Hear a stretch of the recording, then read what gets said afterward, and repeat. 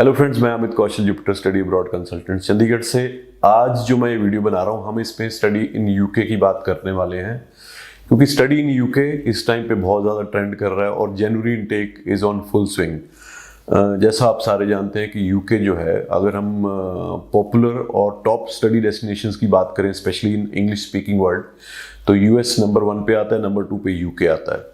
तो यूके में इस टाइम पे बहुत सारी यूनिवर्सिटीज़ जो हैं वो स्टूडेंट्स को रिक्रूट कर रही हैं, और यूके गवर्नमेंट भी बहुत इनकरेज कर रही है कि इंटरनेशनल स्टूडेंट्स आएँ और यूनिवर्सिटीज़ में पढ़ें। जो कोरोना का पेंडेमिक की वजह से लॉकडाउन्स थे, रिस्ट्रिक्शंस थी, वो काफ़ी हद तक ख़त्म हो गई हैं। अब इंडियन स्टूडेंट जो हैं वो बिना किसी हिचक के, बिना किसी क्वारंटीन रिक्वायरमेंट के, प्रोवाइडेड दे आर वैक्सीनेटेड, वो यूके जाके अपना स्टडी स्टार्ट कर सकते हैं। अगर हम इस टाइम पे बात करें, जनवरी इनटेक पूरी फुल स्विंग पे है और बहुत ज़्यादा एडमिशंस जनवरी इनटेक में हो रही हैं। बहुत यूनिवर्सिटीज़ हैं यूके में। एज़ कम्पेयर टू अगर हम बात करें, यूएस और यूके दो ऐसे कंट्री हैं जहाँ पे हंड्रेड्स की सैकड़ों की उसमें नंबर्स में यूनिवर्सिटीज़ हैं, तो कहीं भी लिमिटेशंस नहीं है। और एक अच्छी बात इस बार ये है, अनलाइक द प्रीवियस टर्म, कि यूके में जितने भी स्टूडेंट्स जा रहे हैं, जितनी भी एडमिशंस हो रही है, वो यूनिवर्सिटीज़ में हो रही है, जहाँ पे बच्चे को ये वो डर नहीं है जैसे पहले स्टूडेंट्स कॉलेजेस में गए थे और वो कॉलेजेस एग्जिस्ट ही नहीं कर रहे थे। तो उस चीज़ को लेके यूके गवर्नमेंट बहुत कॉन्शियस है, ब्रिटिश काउंसिल बहुत कॉन्शियस है, और ब्रिटिश हाई कमीशन बहुत कॉन्शियस है कि जो स्टूडेंट जाए वो एक्चुअली अपनी पढ़ाई करे, उसको वैल्यू फॉर मनी मिले और रिटर्न ऑन इन्वेस्टमेंट मिले। उसको पढ़ाई करने के बाद रिटर्न, यानी कि उसको एम्प्लॉयमेंट मिले, उसमें स्किल डेवलप हो और उसको रिटर्न ऑन इन्वेस्टमेंट मिले। क्यों India is a focus nation for UK now, इसके पीछे कॉन्टेक्स्ट है। ये वीडियो थोड़ी सी इंफॉर्मेटिव होगी, तो आपको मैं कुछ यूनिवर्सिटीज़ के नाम भी बताऊंगा जहां पे आप बड़ी आसानी से एडमिशन ले सकते हैं, चाहे आप स्पाउस के साथ जाना चाहते हैं, चाहे आप सिंगल जाना चाहते हैं। आइल्स रिक्वायरमेंट्स बहुत रीजनेबल हैं, फ़ी पेमेंट के बहुत अच्छे प्लान्स हैं, और जो कि कैश लेटर बड़ी आसानी से आ जाती है। तो क्यों यूके में अब why UK is considering India as a very big opportunity और सोर्स ऑफ इंटरनेशनल स्टूडेंट्स।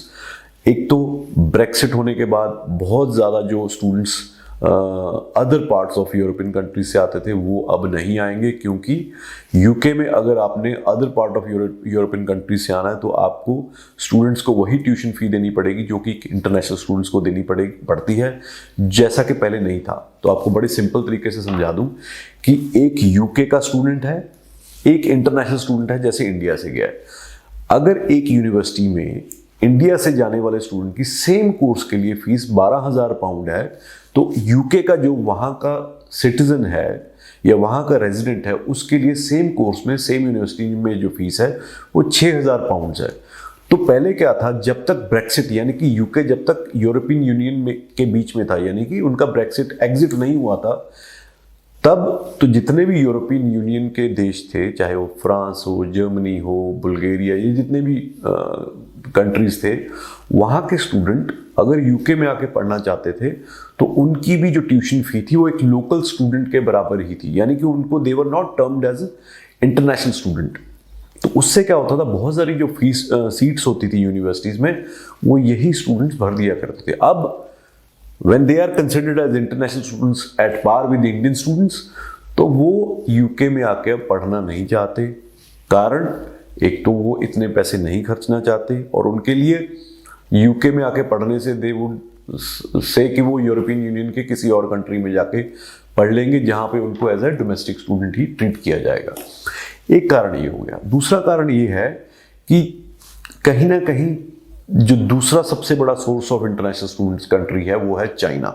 तो चाइना से कहीं ना कहीं हर एक country, specially in western world, उससे थोड़ा सा उनके ऊपर जो रिलायंस थी, जो रिलायंट थे उनके ऊपर, जैसे कहते हैं कि उन्हीं के ऊपर डिपेंडेंट थे, वो डिपेंडेंस कम करना चाहते हैं हर एक उसमें बिजनेस में। तो ये एक international education export is one of the biggest industries in these countries.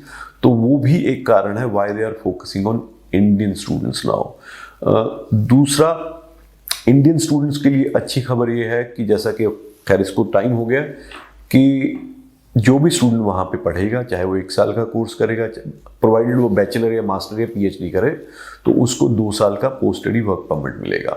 और पहले सोचते थे ठीक है पोस्ट स्टडी वर्क परमिट मिला, उसके बाद क्या करेंगे, अब वहाँ पे पॉइंट बेस्ड इमिग्रेशन सिस्टम भी इंट्रोड्यूस हो गया है, तो कहीं ना कहीं it can lead to permanent residency depending on various parameters, provided आप उनको मीट करते हो। तो ये चीज़ है। अच्छा, इसमें एक जो करंट अभी रीसेंट सिनेरियो बना है, मैं आपको बता दूं, क्योंकि इस इंडस्ट्री में अब अगर मैं यूके की बात करूं, पंजाब में या पंजाब के बाहर, इवन चंडीगढ़ में बहुत सारे कंसल्टेंट्स हैं जो कि इसको पैकेज करके बेच रहे हैं। तो रिसेंटली अराउंड 30 to 39 स्टूडेंट्स जो थे वो इमिग्रेशन बॉर्डर पे, यानी कि जो यूके बॉर्डर फोर्स है, जैसे ही बच्चा वहाँ लैंड होता है वहाँ से उन्होंने पैकेज वाले 30 से ज़्यादा बच्चों को रिटर्न किया है। अभी ये न्यूज़ में नहीं आया है, but hopefully it will come in the news. तो मैं उन सभी स्टूडेंट्स को बिवेयर करना चाहता हूँ कि अपने भविष्य से मत खेलें। ये पैकेज वाले सिस्टम ने कहीं भी आपको ना तो कनाडा में, ना ऑस्ट्रेलिया में और ना ही यूके में, ये कहीं ना कहीं आपकी पूरी लाइफ को रिस्क पे लेके आप कर रहे हो। अगर आप एक जेन्युइन स्टूडेंट हो, आपने आइल्स किया हुआ है और पढ़ने जाना चाहते हो, तो आई वुड सजेस्ट यू कि आप स्टेप बाय स्टेप चलो। अब हम बात करते हैं कुछ यूनिवर्सिटीज़ की जहाँ पे बड़ा इजी आपकी एंट्री हो जाएगी, बहुत इजी आपको ऑफर लेटर आ जाएगी और बहुत इजी आपको कैश लेटर भी आ जाएगी।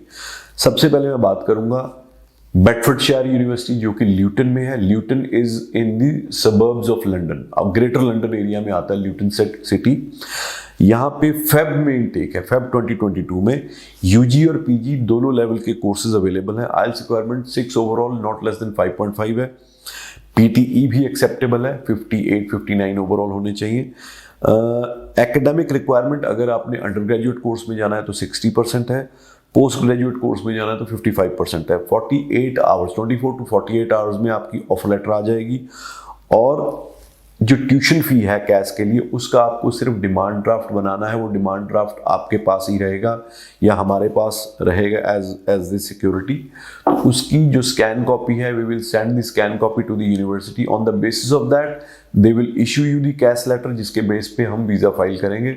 और गॉड फॉरबिड, अगर भगवान ना करे आपका वीज़ा रिफ्यूज़ हो जाता है, तो आपका ड्राफ्ट जो है वो आपको ऐसे ही रिटर्न कर दिया जाएगा।